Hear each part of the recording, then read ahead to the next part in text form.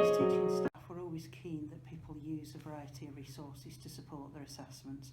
So we would encourage that people go to the LRC and that they use a number of books, whether it be glossaries for quick terms and reference, whether it be books for specific information on the course that they're studying, or whether it's journals for specific research and articles to assist them with assignments.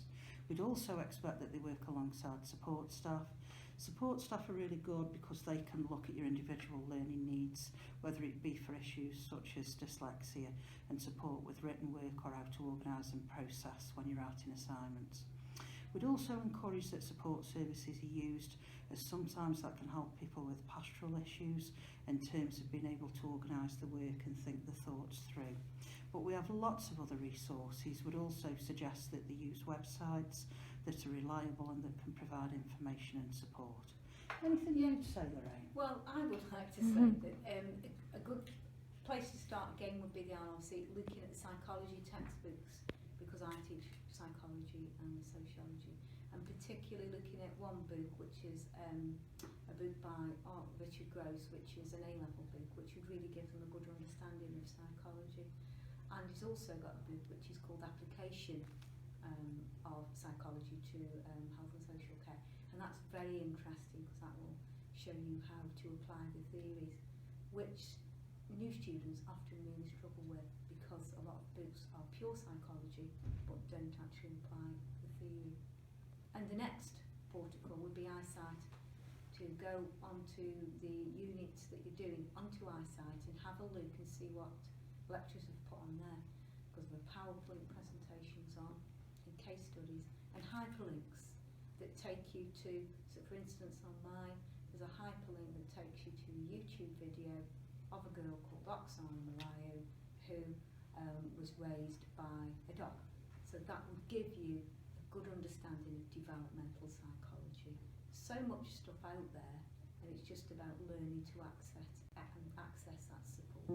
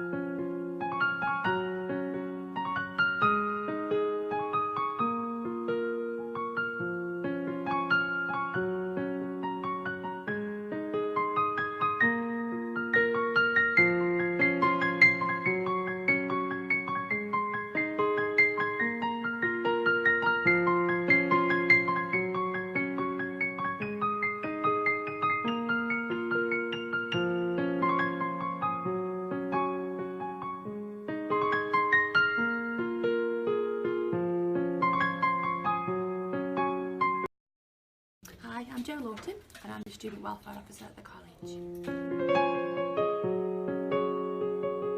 My role is to support students in a non-academic situations, so things like safeguarding, if they've got problems at home, if they need appointments, we can use the phone. I can just help them with anything that's kind of stopping them from coming into college, really, and obviously attendance is a big issue.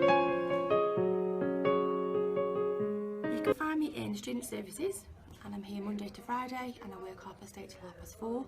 There's no need for an appointment, so you can either pop in yourselves, your tutor can actually ask for an appointment, or you can email me.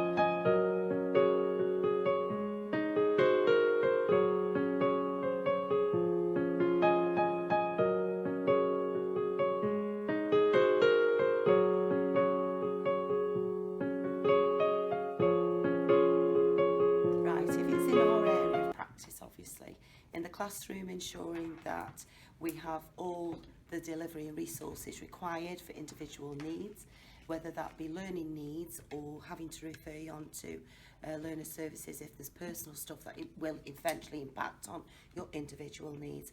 We also have learner support if it's trying to get you in and out of college, you know, finances to get you in and out. All those sort of things are in place just to make sure that the learning experience is as best as it should be or could be, so that each learner is open to their target grades and stretch grades, so we can ensure that we get the best out of you that you possibly can. Also, we've use of eyesight, which is very good, useful piece of equipment that we use. All our PowerPoints are uploaded per unit. So per topic area, you've got all the PowerPoints if you've been off sick and need to catch up, or for whatever reason there's been something that's occurred and you've missed some learning. We ensure that we've got handouts on there as well, and links to websites and things that will also help you. ClickView, we tend to get the IT department to video and copy certain things off the TV or off YouTube that link in to theory and practice in the type of topics that we deliver in college. Things like children in need stuff for Unit 10. We try and ensure that everything's applicable. Obviously, in the health and social care team, all staff have got background knowledge and experience, and so most of the concepts that we cover, we can easily link theory to practice in the classroom, sometimes in a very serious way, and sometimes we can act the fool, but all the same, depending on that subject, it should hit home and make things a little bit easier, trying to make the terminology simpler for you to understand. So if you see it in a role play or whatever, it makes it easier than sometimes trying to speak what that terminology means. Differentiation of learners, we ensure that we can try and change alternatives for some of the concepts we use, just to help the people that haven't come across them terms before. And once we've got to the basics, we can easily then build up until you're up to your target grade. What else have we got? Learner support, staff very capable and with a lot of experience.